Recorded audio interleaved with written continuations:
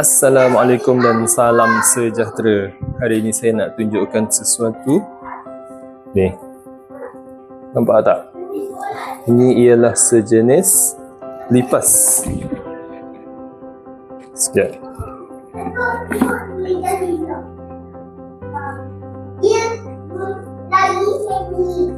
Okay, ini ialah sejenis lipas yang dinamakan sebagai lipas dubia.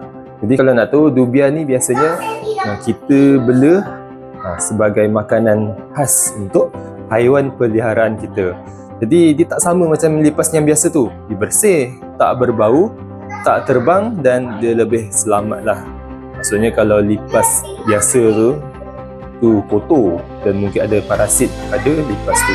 Tapi lipas dubia ini dia sangat bersih dan tidak mendatangkan penyakit kepada manusia dan juga haiwan peliharaan. Jadi kenapa dubia ni digalakkan untuk diberi kepada haiwan peliharaan kita? Salah satunya ialah proteinnya tinggi dan dia juga lemak rendah. Dia mempunyai kalsium yang lebih baik untuk menyokong tulang dan kesihatan badan.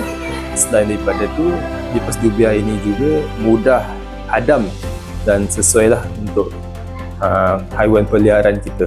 Sebab itu dubia sentiasa menjadi pilihan ramai pemelihara haiwan untuk diberikan kepada haiwan peliharaan kita lah. Biasanya kita beri dubia ini contohnya macam reptilia. Contoh reptilia tu macam gecko, bearded dragon, savanna monitor, atau mungkin juga boleh beri kepada katak, ikan, sugar glider, hedgehog dan sebagainya lah. Tapi kita kena ingat jugalah yang dubia ini bukan makanan tunggal. Bukan kita perlu beri ini sahaja kepada haiwan peliharaan kita. Dan kita mestilah mempelbagaikan diet kepada haiwan peliharaan kita. Dan pastikanlah kalau kita nak bagi dubia ni kepada haiwan peliharaan kita, kena ikut saiz yang sesuai. Kalau dia kecil, bagilah saiz yang kecil, janganlah bagi saiz yang besar. Susah dia nak telan nanti. Jadi kesimpulannya, dubia ni ialah makanan yang berkhasiat untuk pelbagai jenis haiwan peliharaan kita. Bukan reptilia aja. Kalau benda binatang eksotik, dubia memang antara pilihan yang terbaik.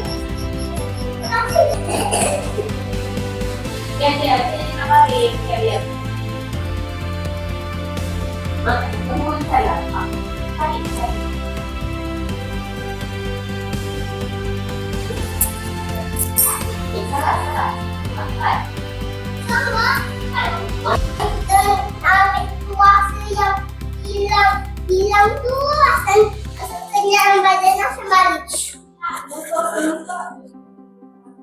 Sudah saya hilang. Sudah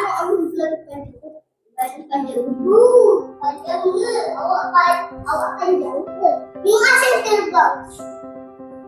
Betul asal cuma asal nanti asal hilang tu